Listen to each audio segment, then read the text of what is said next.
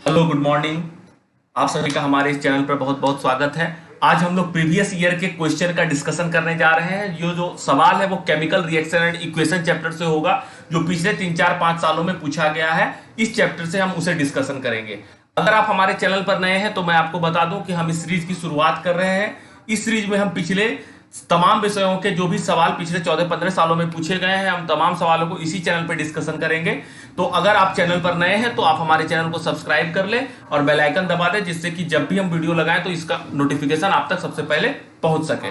बिना समय बर्बाद किए हम आते हैं अपने पहले सवाल की तरफ। तो हमारा पहला सवाल आपको स्क्रीन पे दिख रहा होगा और हम इस सवाल को पढ़ेंगे नहीं। आप चाहे तो वीडियो को रोक के पॉज करके आप सवाल को पढ़ लें। हम सीधा इसके जवाब की तरफ डिस्कशन करना चाहेंगे। तो दरअसल आपको इस रिएक्शन में दिख रहा होगा कि कैल्शियम ऑक्साइड वाटर के साथ रिएक्ट कर रहा है।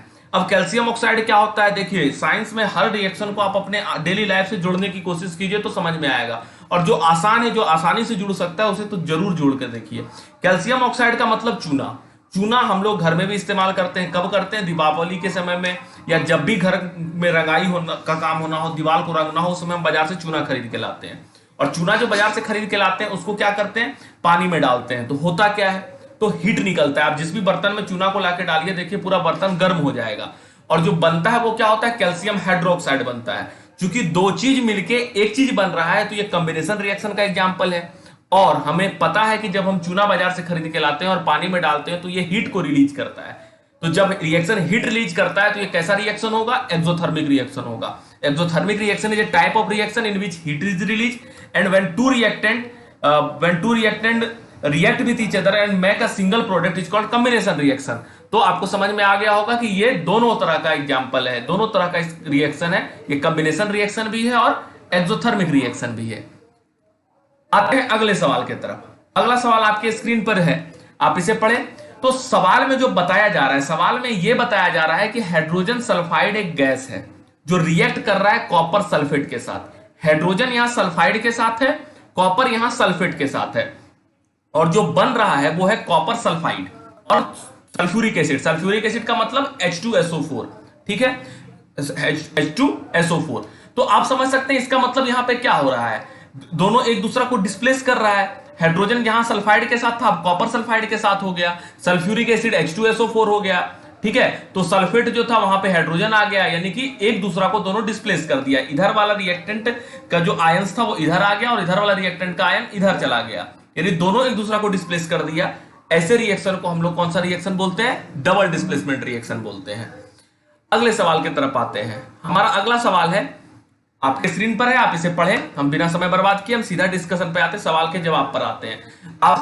आपको यहाँ पे एक सवाल में दिया गया है 2 ग्राम सिल्वर क्लोराइड लेंगे। देखिए ये आपके टेक्स्ट बुक से पूछा गया एक साधारण सा सवाल है जो कि अपने आप में बहुत इंपॉर्टेंट है। ये सवाल घूम घूम के 2 3 सालों में आ ही जाता है। तो सिल्वर क्लोराइड को चाइना डिस्क में लेना है। चाइना डिस्क एक स्पेस होता है, आपको पता होगा, कटोरी टाइप का एक स्ट्रक्चर होता है जिसमें कि आपको चाइना डिस्क को लेना है और उसको सनलाइट में कुछ देर के लिए छोड़ देना है। आप क्या ऑब्जर्व करेंगे? ठीक है, what will be the observation in this case. आपका ऑब्जर्वेशन क्या होगा? आपको केमिकल रिएक्शन भी लिखना है, जो इसमें हुआ है उसका बैलेंस केमिकल रिएक्शन लिखना है, और आपको आइडेंटिफाई भी करना है कि क्या होता है। ठीक है, तो हम समझते हैं कि सबसे पहले तो होगा क्या। सबसे पहले तो हम रिएक्शन को समझेंगे, ठीक है। तो आपको जो रिएक्शन दिख रहा है वो ये है कि 2AgCl, ये बैलेंस्ड केमिकल इक्वेशन है। तो 2AgCl जो होगा वो सनलाइट में जैसे हम उसको रखेंगे सिल्वर क्लोराइड को, तो Ag और Cl2 में वो क्या हो जाएगा? टूट जाएगा। तो जैसे जिस रिएक्शन में एक सिंगल रिएक्टेंट टूटकर 2 3 प्रोडक्ट बन जाता है, ऐसे रिएक्शन को हम लोग कौन सा रिएक्शन बोलते हैं? डिकम्पोजिशन रिएक्शन बोलते हैं। अच्छा, इसमें ऑब्जर्वेशन क्या होगा? इसमें होगा क्या? सिल्वर क्लोराइड को जब हम धूप में छोड़ देंगे तो what will be the observation, जो आपके सवाल में है। तो इसमें ऑब्जर्वेशन क्या होगा? तो ये ग्रे कलर का हो जाएगा, इसका कलर चेंज हो जाएगा। सिल्वर का जो कलर था वो कलर चेंज हो जाएगा। तो हम लोगों को ऑब्जर्वेशन क्या मिलेगा कि कलर चेंज हो गया। केमिकल रिएक्शन आपसे पूछा है तो आप केमिकल रिएक्शन ये लिख दें। कोशिश करें कि एनसीईआरटी किताब में जितने भी केमिकल रिएक्शन दिए गए हैं आप एग्जाम आने तक उसे याद कर लें, क्योंकि ये बहुत ही इंपॉर्टेंट रिएक्शन होते हैं और सवाल पूछे जाते हैं इस पर। और किस टाइप के रिएक्शन है? तो डिकम्पोजिशन रिएक्शन है।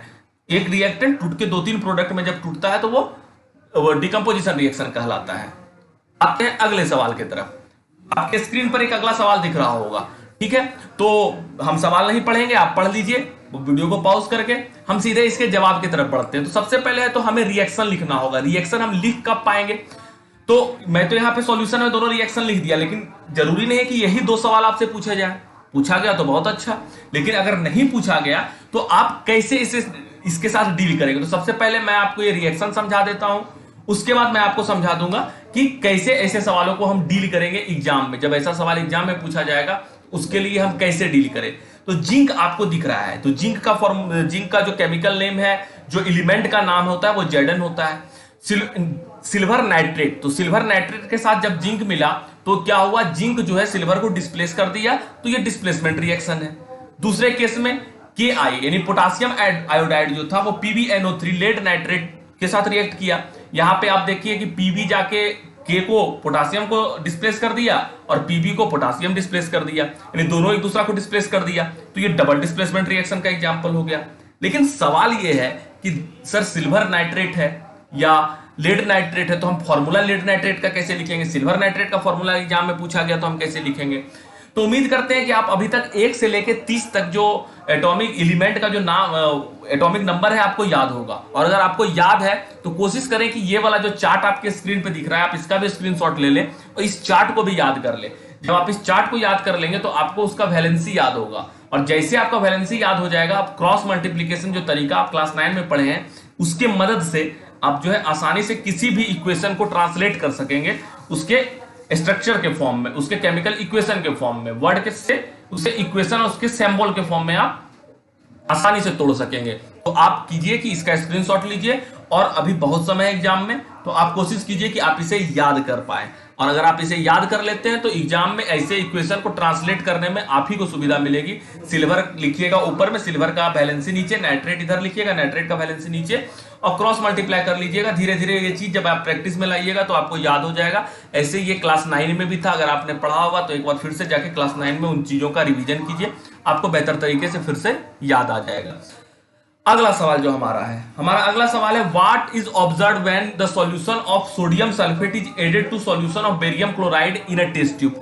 सबसे पहले तो आपको बताना है कि ऑब्जर्वेशन क्या होगा, right the reaction involve in it, इसमें जो रिएक्शन होगा उससे रिएक्शन को भी लिखना है, और किस टाइप का रिएक्शन है। देखिए टाइप ऑफ रिएक्शन बहुत इंपॉर्टेंट है, combination, decomposition, displacement, double displacement, exothermic, endothermic, neutralisation, ये जो तमाम नाम लिया, आप कोशिश कीजिए इन तमाम रिएक्शंस को देखें, बार बार देखें तो आपको याद हो जाएगा। ठीक है कि ये रिएक्शन के जो टाइप है ये अपने आप में इंपॉर्टेंट है, हर साल के हर सवाल में ये चीज घूम घूम कर आ रहा है।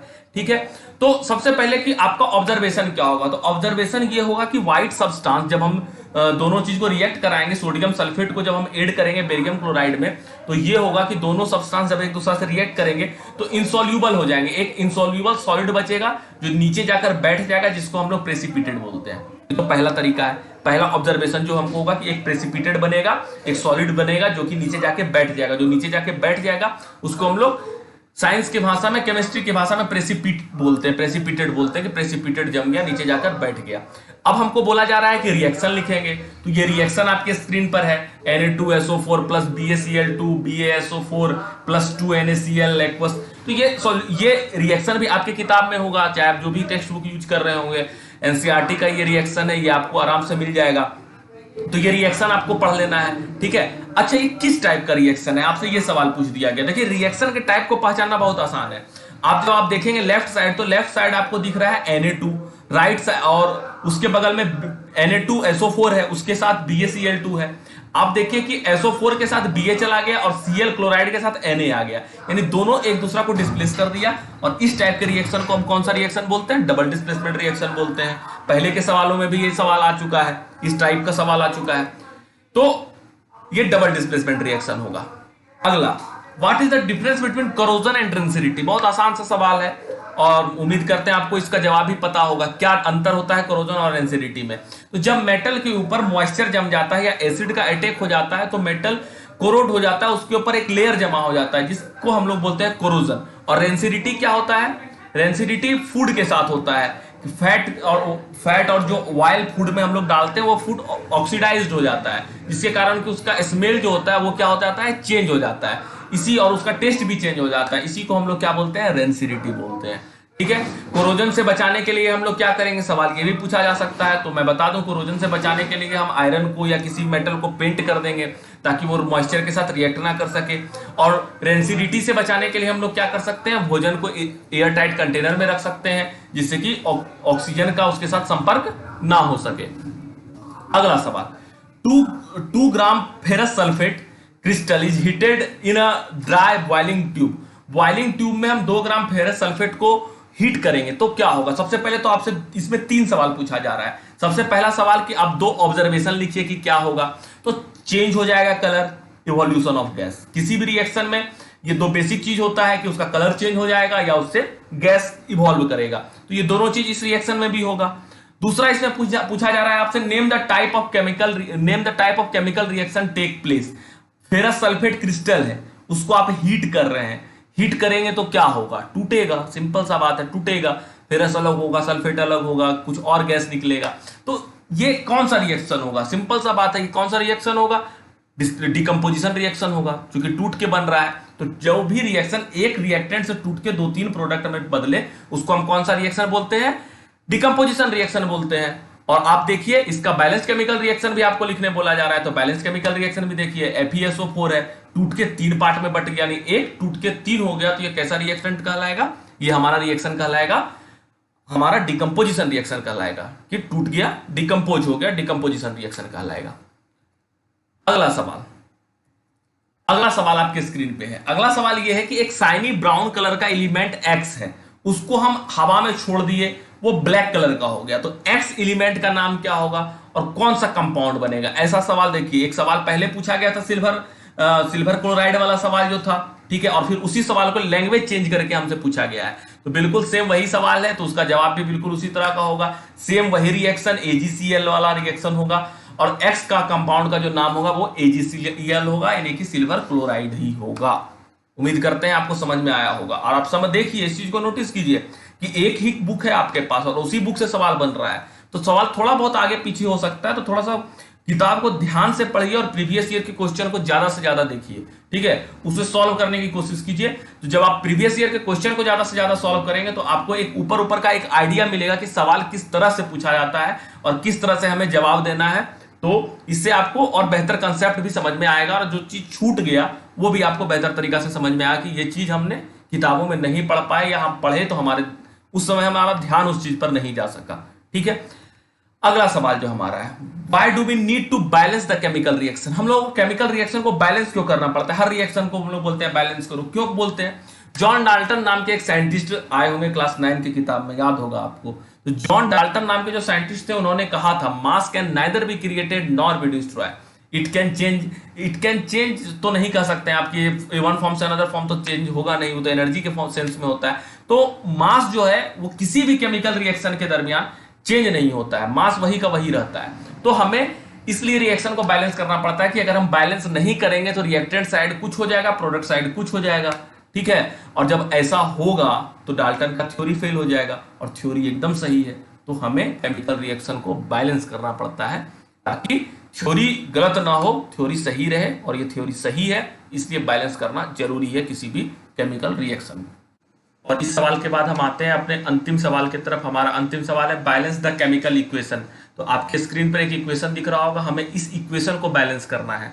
तो आप देखिए Ba इस तरफ भी है रिएक्टेंट साइड और प्रोडक्ट साइड भी एक Ba है, Cl2 है रिएक्टेंट साइड और प्रोडक्ट साइड एक Cl है। यानी यहीं पे हमको बात समझ में आ गया कि रिएक्टेंट साइड Cl2 है यानी क्लोरीन 2 है और प्रोडक्ट साइड Cl 1 है। इसका मतलब कि ये रिएक्शन बैलेंस नहीं है, डाल्टन की कहे बात को ये फॉलो नहीं करता है। इसका मतलब हमको क्या करना पड़ेगा, हमको रिएक्शन को बैलेंस करना पड़ेगा और Cl को प्रोडक्ट साइड भी डबल करना पड़ेगा।